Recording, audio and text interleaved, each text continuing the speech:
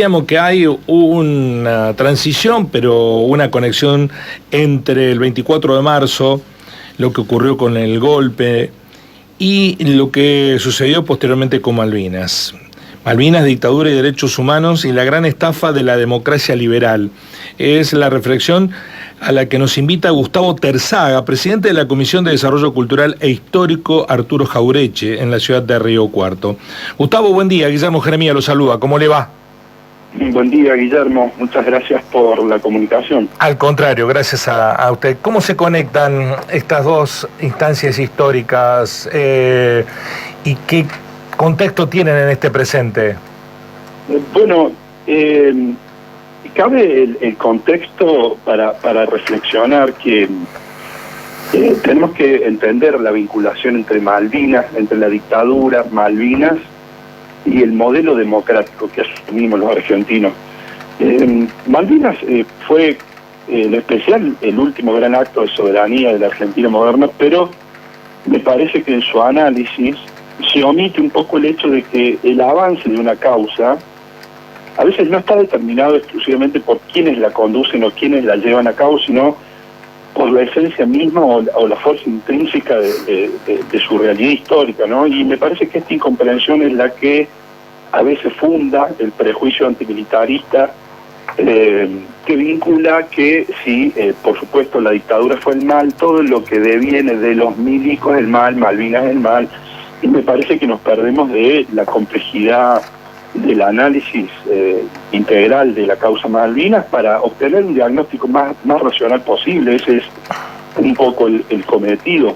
Y me parece que con la caída de la dictadura, Alfonsín, lejos de reconstruir una estructura militar nacional ante la posibilidad que emergió de la experiencia de la misma guerra, digamos, prefirió apoyarse en el viejo ejército liberal del 55, que volteó Perón, y de esa manera aseguró la continuidad del modelo de subordinación y permitió que los verdaderos beneficiarios del golpe del 76 siguieron dominando la escena, digamos, en términos geopolíticos, porque, digamos, a la dinámica de nuestra vida nacional hay que analizarla desde la situación geopolítica y del devenir de los sucesos históricos recientes, digamos. Pero en términos geopolíticos, la desmalvinización fue una estrategia deliberada con un propósito económico y político muy claro, que era integrar a la Argentina en la arquitectura del nuevo orden global del capitalismo financiero encabezado por, bueno, en su momento Ronald Reagan, Margaret Thatcher, en el que surgió tras la implosión de la URSS, ¿no? Entonces su mensaje fue inequívoco. La resistencia está prohibida, la subordinación es el único camino y cualquier intento de autodeterminación de países periféricos, bueno, y cualquier desafío al orden global será castigado. Entonces, un poco nos enseñaron que la dictadura fue obra de los milicos y eso está bien, pero ¿quién la financió? ¿Quién redactó sus leyes económicas que siguen vigentes hasta hoy? ¿Quiénes se quedaron con el país mientras el pueblo era perseguido, torturado y desaparecido? Porque no fueron los Videla y los Macera, sino fueron los mismos apellidos de los civiles que incluso nos gobiernan disfrazados republicanos. Decimos con esto que la dictadura de 1976 no fue el golpe del partido militar, sino la ofensiva, digamos, definitiva de la histórica oligarquía nacional para aniquilar el Estado peronista, para desarticular la organización obrera, diezmar a una generación a fuerza de terror e imponer un nuevo, digamos, modelo de acumulación basado en la valorización financiera y en la extranjerización de nuestra economía. Entonces, con el retorno de la democracia, lo que hay que preguntarse es que muchos de los responsables militares del genocidio fueron juzgados en un ejemplo de dignidad del pueblo argentino, inmediatamente casi, pero los verdaderos artífices del plan de devastación, que fueron los integrantes de los directorios de las grandes corporaciones nacionales y extranjeras como Clarín, Bunge Born, Ingenio Ledesma, Mercedes-Benz, China, Signar, quedaron impunes, o peor aún, ocuparon la presidencia de la nación como Macri, que fue, el grupo Macri fue uno de los grupos económicos más beneficiarios de la dictadura, ocuparon la presidencia de la nación o, peor aún, la consideraron un puesto menor. Entonces, me parece que hay que reflexionar al respecto de esto, porque por caso ha quedado vigente la ley de entidades financieras que del 76 de Martineo, que transformó profundamente el sistema financiero nacional, con consecuencias sociales, económicas, culturales, aún vigentes hasta nuestros días. Y el objetivo de aquella ley era, bueno, si vemos los videos de Videla, son muy similares a los conceptos vertidos por Macri y por Milei, ¿no? Uh-huh. O sea, era la modernización del sistema financiero, atraer inversiones, insertarse en el mundo, Gustavo, aumentar la eficiencia económica. Sí. Me interesa revisitar un concepto. Siempre partimos de la idea de que la causa Malvinas, el gobierno militar la inició para sostenerse en el poder como dictadura. ¿Esto es realmente así, o si la dictadura no hubiera tenido un clima social de resistencia por las consecuencias nefastas, la muerte de miles de argentinos, la desaparición de muchos más, y por las consecuencias económicas, ¿no? 20.000 empresas, industrias cerradas, bueno, lo que sabemos que sucedió. Lo mismo se iba a hacer lo de Malvinas. Y lo otro, como pregunta subordinada, usted dice que Alfonsín, que es elogiado en el mundo por haber juzgado a los militares que participaron de la dictadura, los responsables del genocidio, no hizo mucho como presidente para cambiar la estructura de los militares en la Argentina. No, digamos, lo primero que me preguntaba Guillermo tiene que ver con lo que decía recién, digamos, en el análisis de Malvinas se omite el hecho de que el avance de una causa nacional, dada la naturaleza de nuestro país, no está determinada exclusivamente por quienes la conducen, sino por el impulso, la fuerza intrínseca y la esencia misma de su realidad histórica, digamos. Yo recuerdo, hagamos esta reflexión, el pueblo y los trabajadores organizados, ¿se acuerdan?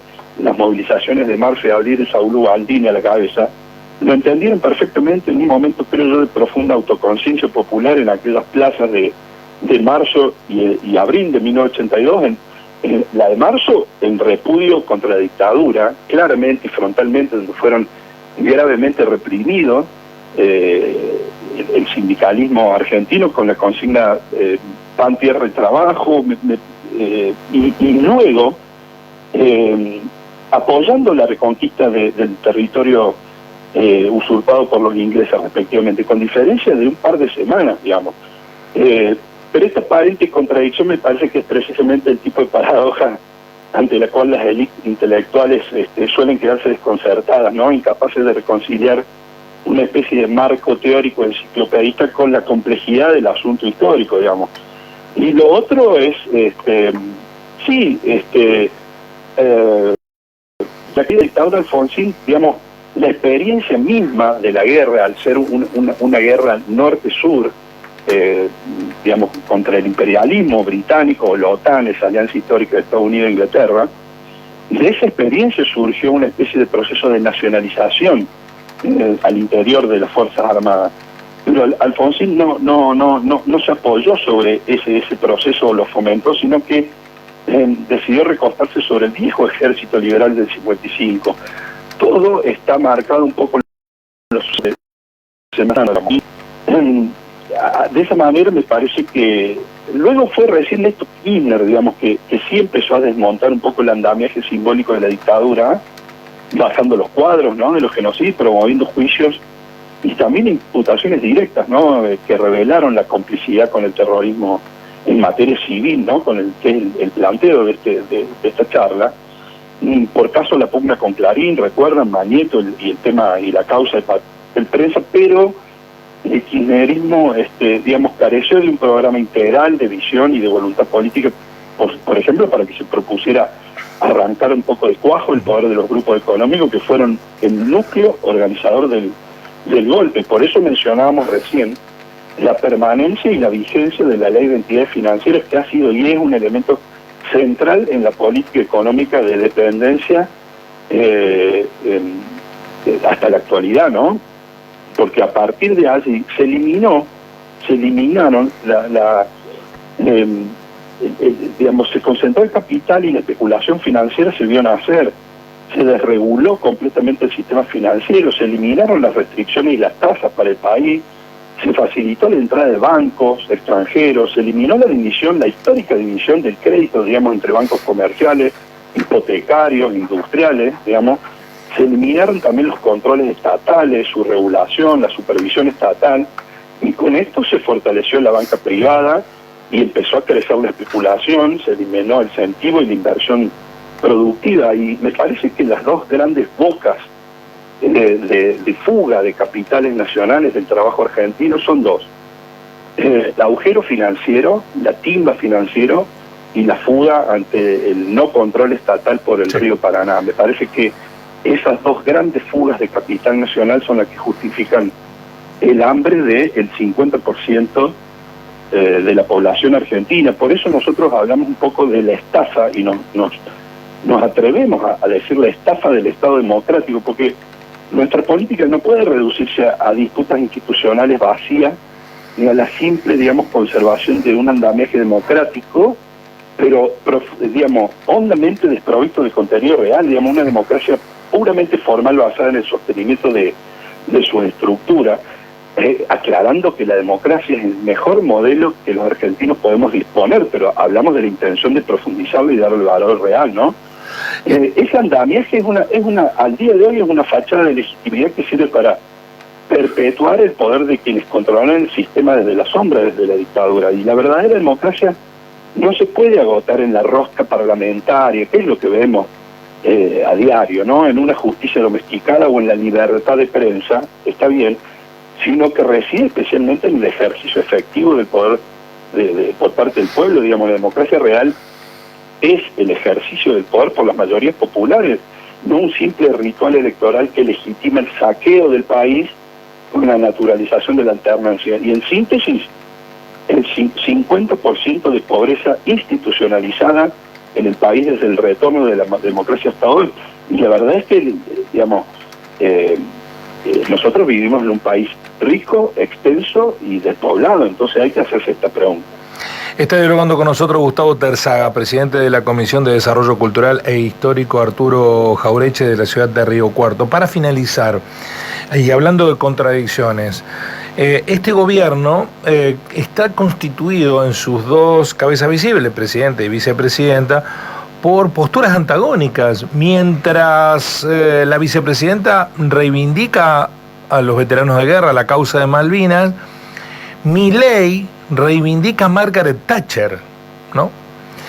Que fue la que apretó el botón para que decenas de argentinos muriesen. ¿Cómo se sintetiza eso?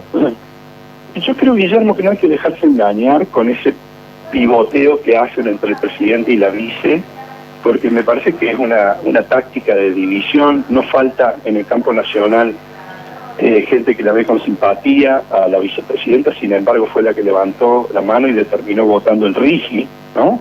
Entonces de nacional no tiene nada, más allá de algunas reivindicaciones por la galería, digamos. Pero en términos históricos, y ahí vamos a Milei, la construcción de un Estado nacional soberano en la Argentina, con toda su potencialidad, nace exactamente de la falta de miserabilidad humana de los que no tienen patria, digamos, que ha sido desde siempre, desde el minuto uno de nuestra historia, el desprecio de las clases dominantes hacia el pueblo, digamos. Entonces, lo que vemos es que la élite portuaria nunca quiso gobernar al conjunto ni en toda la extensión del país, sino administrar la dependencia con una lógica rentista ya quedada en el siglo XIX, digamos. Y más acá en el tiempo, sus hijos y sus nietos, no sé, me imagino desde Alzogaray a Milei, pasando por Martínez de Oz, Cavallo, Macri, Caputo, se suceden figuras que expresan la misma matriz antinacional, ¿no? La negativa a construir un proyecto propio para todos y el empeño de someter al país a los intereses ajenos. Y Milei en este recorrido no es una anomalía, sino la consecuencia lógica y extrema, me parece, de un personaje grotesco que representa el fracaso histórico de la clase dirigente, que es incapaz, digamos, de estar a la altura de la potencia de una nación como la Argentina, que desprecian pero que no le sueltan las riendas, ¿no? Y que pretenden dominar. Entonces, lo cierto es que los vencedores de Malvinas, como decías vos recién, Guillermo, y los responsables del golpe del 76 están nuevamente en el poder. Tal vez nunca se fueron.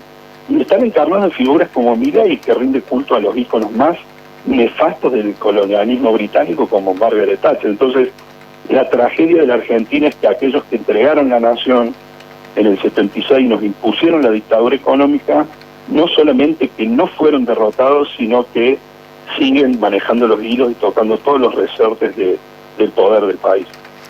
Gracias por ayudarnos a reflexionar en esto que comenzamos a instalar como mesa de debate rumbo al 2 de abril, pasada las circunstancias ligadas con el golpe cívico, militar y eclesiástico que se evocó hasta ayer.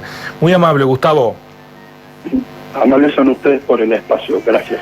Gustavo Terzaga, planteándonos la discusión, Malvinas, dictadura y derechos humanos. Me quedó dando vuelta la afirmación de Gustavo respecto de que vivimos en una democracia formal de los hechos, pero los mismos actores que instauraron la dictadura están instalados entre nosotros con sus propias prácticas y sobre todo con el ejercicio pleno de un saqueo que nunca terminó de evitarse y que nos plantea el desafío futuro para nosotros y para las próximas generaciones. Hoy, más que avanzar hacia eso, estamos a la defensiva de que no avancen sobre nosotros, lamentablemente. Así son las